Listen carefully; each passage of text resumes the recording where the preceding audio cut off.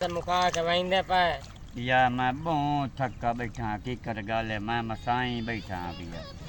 मैं अब सारे पास मुका के वहींदे पे पर मुका जान छुड़ा मेरे को जान हकीकत लगता ही नहीं भैया मैं मसाई बैठा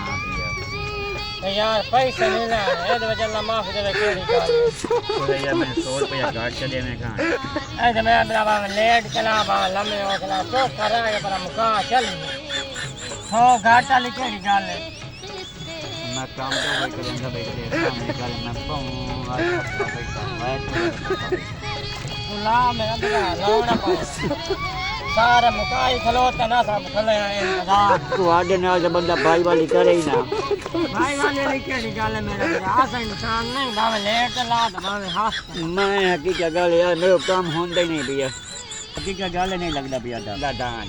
ला ला ला ला नहीं लगदा ला ला ला ला ला